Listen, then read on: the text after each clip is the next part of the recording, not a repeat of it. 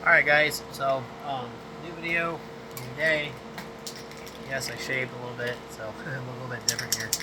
But this is part 4 now, yeah, of the 57 Chevy Custom that I'm building. Right now we're using Tamiya TS-60, which is Pearl Green. It's a very beautiful metallic green color. And we're going to try to do a color code on this, and I'm going to do a light coat on it and see how it lays down and see if it shows up any flaws. I kind of decided to go this route. I have a couple of cans of this, so I'm not too worried. I want to see if anything highlights. White is kind of a hard color to show, like divots and flaws and dips and sinks and stuff like that. So I want to put a color coat on it and see if it shows up here. So here we go. So I got my car in the booth here and got my paint booth running. Again, we're going to do some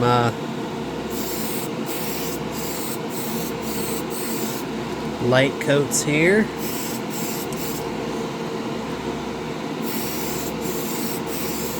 Again, notice the distance that I'm keeping the paint can from the body.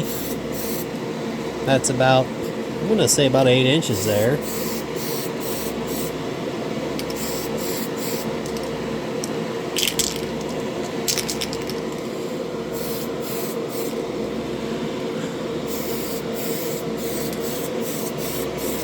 Again, really light misted coats. Move my chair so that I can get under the roll pan here.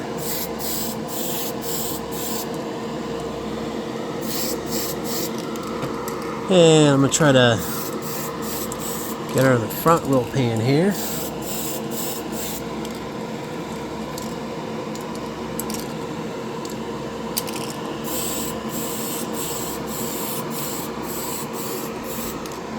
Alright. Some of the more difficult to see dips and stuff might be more visible once it gets a gloss on it, which is kind of a really difficult thing about doing this, is that sometimes you just gotta keep going and keep sanding and filling until it's absolutely perfect. Now granted, I've not had a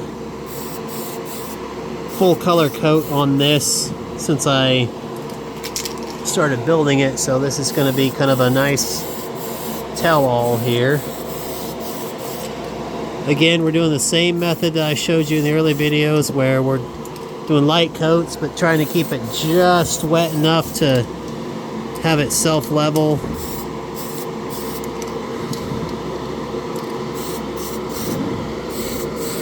And especially with metallics, you don't want to spray them too heavy, because when you spray metallics too heavy, they start to pool up, and the metallic can pool in certain areas and they can be super light in other areas.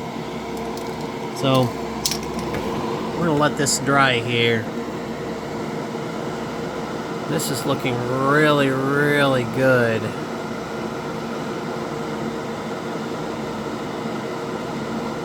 Pretty happy with the way this is turning out here.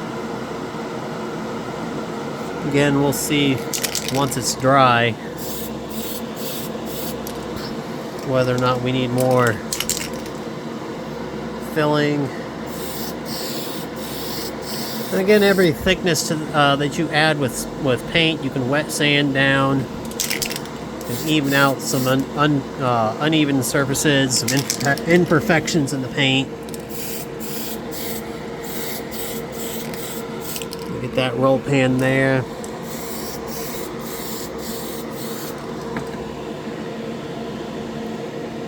Man, I'm feeling pretty confident in this. I think I might just go for it this time.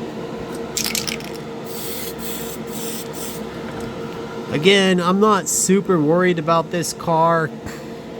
I know I've invested a decent amount of money into it, but this is still my first full-on, like, dive right back into the deep end on doing a wild custom. I've not done this again in probably over 15 years. So Real anxious to see how this turns out. Kind of difficult to get into areas like this, where you got your core support there.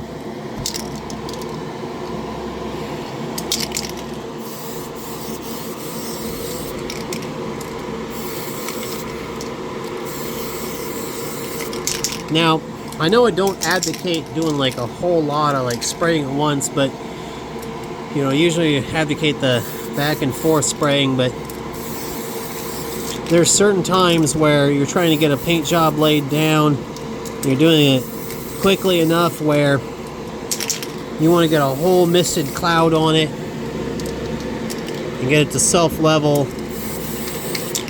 in certain areas like the roof, like large flat panel areas. You can see we got a good gloss laying down here, and this is going to self-level pretty nicely. I don't see any grain going on. Yeah, you can see it's leveling out real good here. The metallic is nice and consistent throughout. You can kind of see a good bit of gloss here. Again, we're not really supposed to be going for a gloss coat right now, because a clear coat is supposed to do that. But this is turning out really good so far. So we're just going to let this dry for a little bit. I feel like that's I used up about a quarter of that can here on this paint job. So we're going to let this sit. We're going to let this dry. And this would be what, part 4 to this video? And I'll correct that if I need to later on, because I've done so many parts to this and edited stuff. Anyway, I'll come back to this later on. I may have to do some wet sanding to this. It's always just difficult to do a wet sand on a metallic job because you don't want to sand so deep into the gloss you mess up the metallic.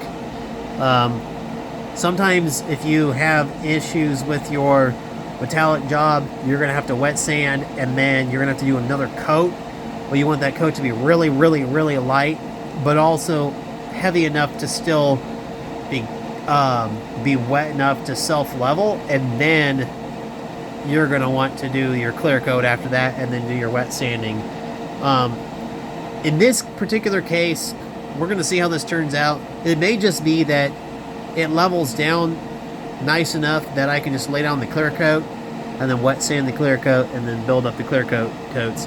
The main issue is that with metallic paints, when you start sanding into it, start sanding into the metal flakes, and you start kind of disturbing the metal flake spray pattern, and you can have blotchy areas with metal flake paint jobs, and that's definitely what you don't want.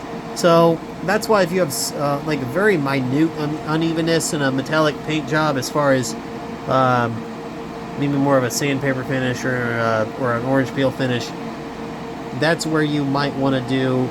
You might want to see if it's enough where a clear coat will fill in those valleys in the finish, and then wet sand it from there, and then you have a really deep looking paint job.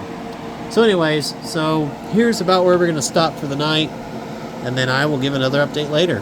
Thanks for watching, and please like and subscribe to my videos, and we'll see what happens later. Thanks.